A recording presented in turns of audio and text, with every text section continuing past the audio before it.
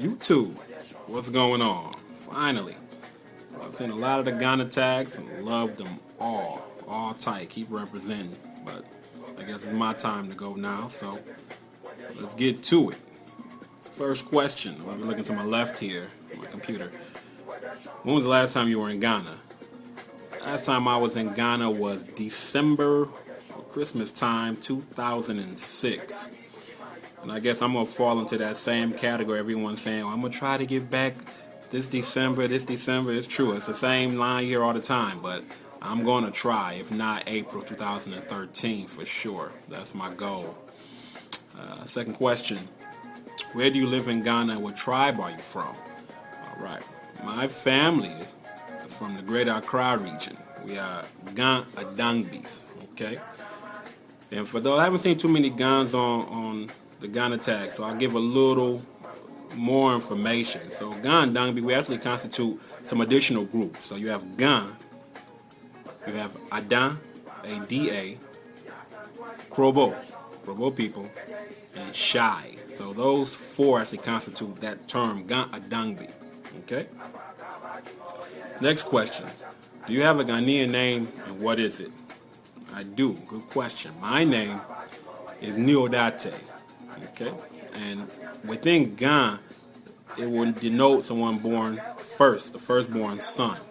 And if you've been watching the Ghana tags, you'll see that a lot of the Akan groups have day names. And in Ghana, we have names for the days. But primarily in Ghana, your name will give rank in your household. So if I had a second boy after me, his name will be Odartey, O-D-A-R-T-E-I. Okay. A third one will be Odakwe, O-D-A-R-K-W-E-I. And for the women, for example, you may have a Na-Lamile, it will be your first. And then you could have Na-Lamia Kor, okay, K-O-R. You see a Kokor, a Ghana woman with K-O-R, it's a second born woman. And third, Na-Lamia Kai, K-A-I. So any Ghana woman, you see a Kai, K-A-I after her name, it's going to be a third-born girl. Not to leave the subject too quickly, but also in Ghana, you may have a name that gives an event to which you were born under. So maybe someone could not have children, maybe the children died young and they finally gave birth. That child will get a special name. When you hear that name, you know it's someone who fell into that event, that life event. Or even if you came after a set of twins, there are names given for that as well. So in Ghana, your name can denote a lot of things. But again, primarily it's going to tell you, where you rank in the family. Next question. Do you speak your language? Few, somewhat. But I'm going to give it a try for the video. So here we go. Tachalote. Achomi Nii-Odartey. Onugan. Or Dabi. I'll explain to you. Translation. I asked, what is your name? And I translated, I responded. I said, my name is Nii-Odartey. So I asked you, the viewer, I said, do you understand Ghana? And then I said, no. Well, then let me translate. So that's my little bit of Ghana. I got to touch up on it, but I can get by with it when I visit Accra. Next question. What is your favorite Ghana food? Ghana food, everyone will tell you.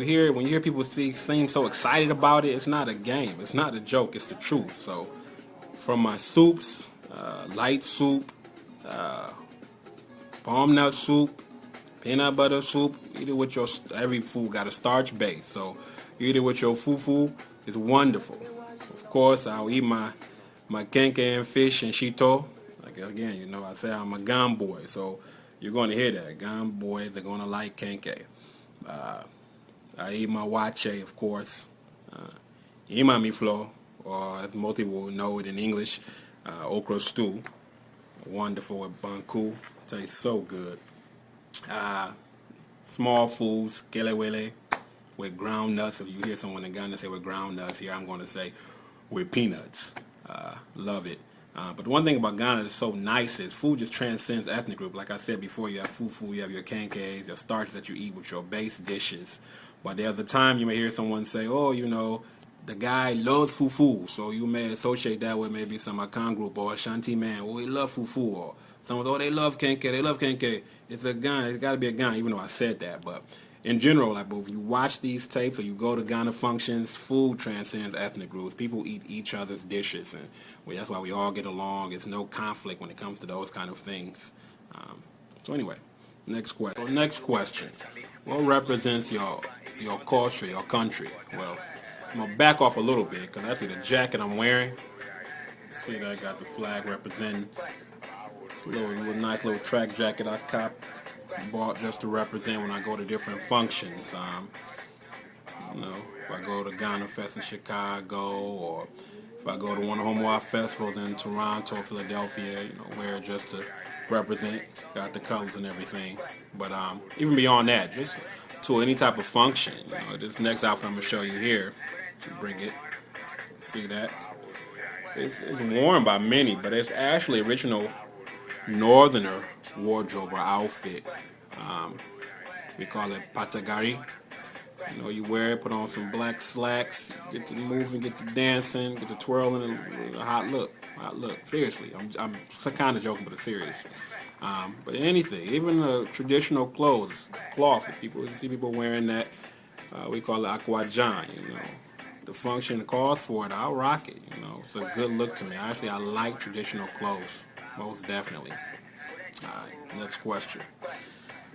What ridiculous question have you heard about Ghana? I guess the African in general. Well, I'm actually based in Detroit, Michigan, and to be honest, it's not culturally diverse. It's a very black-white city. There is some diversity. It's based in maybe the white groups who have maybe a Polish or an Italian setting here. So when people see me, my Christian name is Gabriel. My God name is Nii-Odartey. So they'll say, oh, you don't look African.